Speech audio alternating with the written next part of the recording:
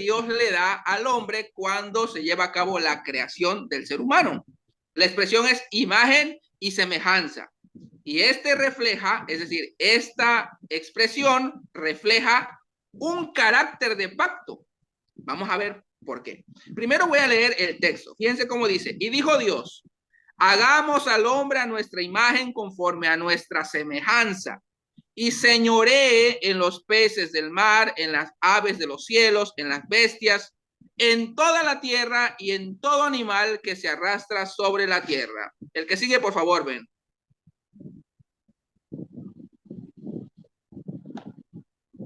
Inciso A, imagen y semejanza como una expresión poética.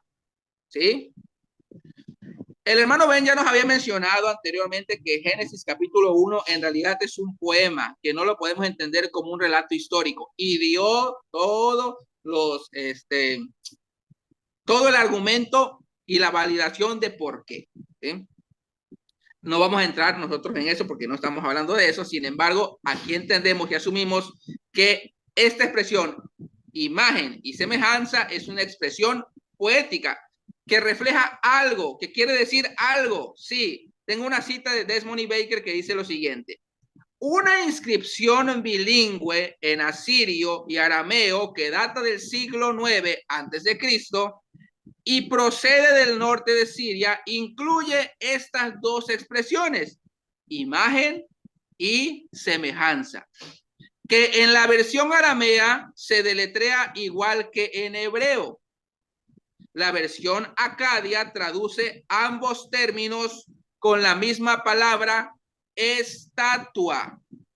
Por lo tanto, es razonable suponer que el uso hebreo de estos dos vocablos era, al igual que en arameo, una variación estilística empleada para describir la misma cosa. Sería pues una repetición poética que recalca la misma idea. Es decir, al decir a nuestra imagen y conforme a nuestra semejanza, no está hablando de que imagen es una cosa y la semejanza es otra cosa. No, no, no. Al ser una expresión poética, imagen y semejanza, lo único que hacen es reforzar la misma idea. Es reforzar la misma idea. Otra cosa que me parece muy importante es que en acadio, para decir imagen y semejanza, se hace referencia a una estatua. Esto me recuerda, por ejemplo, cuando los jóvenes hebreos se les pide que se tengan que postrar o arrodillarse a una imagen. Entonces, obviamente entendemos que la imagen, y los hebreos entendían que las imágenes no tenían poder. Sin embargo, la estatua representaba a alguien que sí tenía poder y a alguien que efectivamente sí existía. O sea, postrarse ante una imagen era postrarse, sí, representaba postrarse o dar adoración o veneración a quien representaba esa imagen. Ojo, porque esto va a tener teológicamente un peso muy fuerte, porque Dios le está diciendo al hombre que es imagen y semejanza divina. Porque el hombre es representación de alguien, en ese caso, de la deidad. Muy bien, el que sigue, por favor, ven.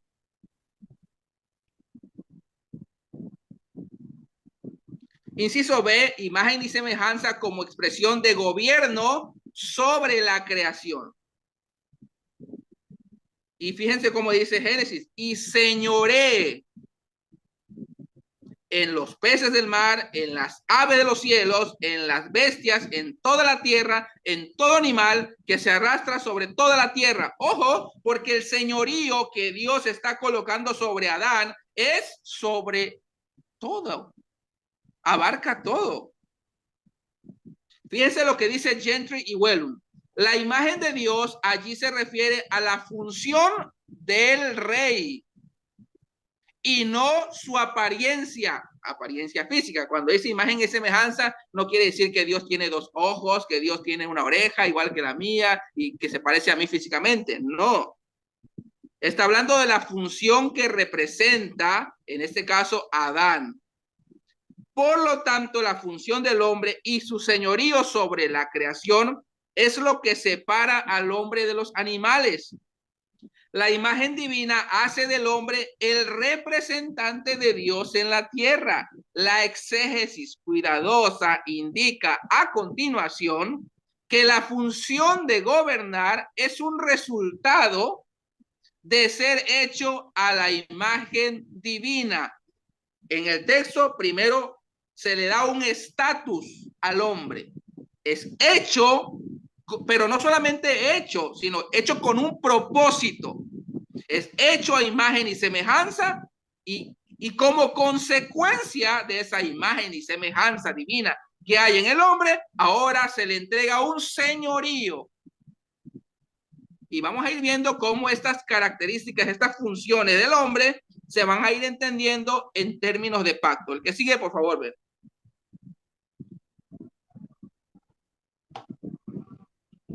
Inciso C, imagen y semejanza como expresión de filiación, es decir, relación entre Dios y el ser humano. Y aquí tengo dos citas de Gentry y Whelan. La cita número 1 dice, la imagen es una capacidad de relacionarse con Dios. La imagen divina significa que Dios puede entablar relaciones personales con el hombre, hablarle y hacer pactos con él. Por eso es que en Génesis capítulo 2 vemos ya al hombre en el huerto conviviendo con Dios, en una relación ya estable con Dios. Cita número 2. El término la imagen de Dios en la cultura y el lenguaje del antiguo Oriente Próximo en el siglo XV antes de Cristo habría comunicado dos ideas principales. Uno, gobierno. Dos, filiación. El rey es la imagen de Dios porque tiene una relación con la deidad como hijo de Dios y una relación con el mundo como gobernante de Dios. En el antiguo Oriente Próximo, y voy a repetir esto, en el antiguo Oriente Próximo, estas características de gobierno y filiación se entendían como relaciones de pacto. ¿Y relaciones de pacto entre quién? Entre Dios y el rey. Porque el rey se entendía también como el representante entre el pueblo y Dios. ¿Y Adán qué era? Era el representante legal entre la creación y Dios. Por lo tanto, el haber sido hecho a imagen y semejanza de Dios, le permitía no solamente tener una función de gobierno sobre la creación, sino que también le permitía tener una filiación cercana a Dios, al punto de que podía habitar o cohabitar en el huerto de Dios, en el lugar sagrado donde Dios estaba. El que sigue, por favor, ven.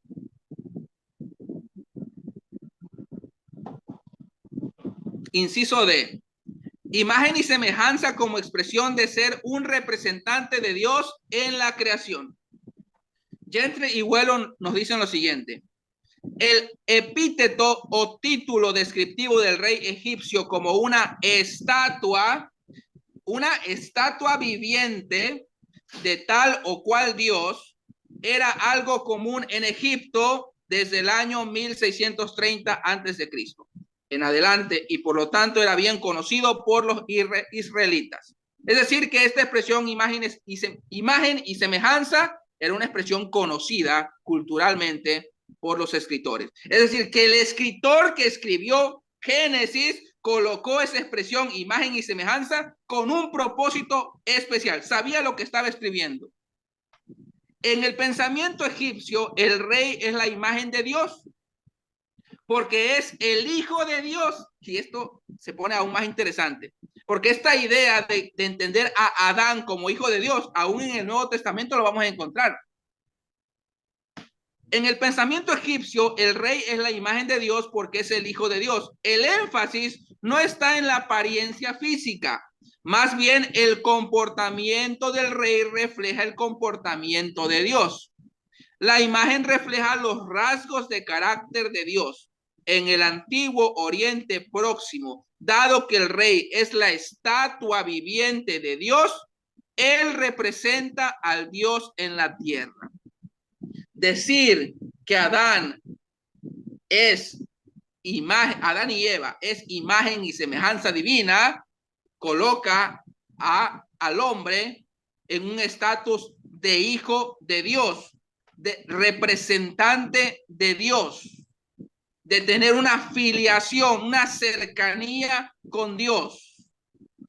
Y ahora, en el pacto mosaico, tomando la idea de Oseas, ¿quiénes eran los que estaban cerca de Dios?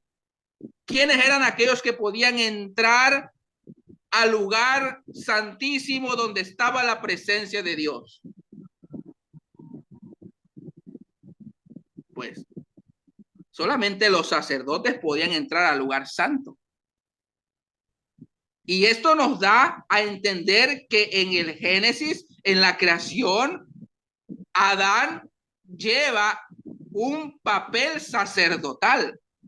Está delante de la presencia de Dios.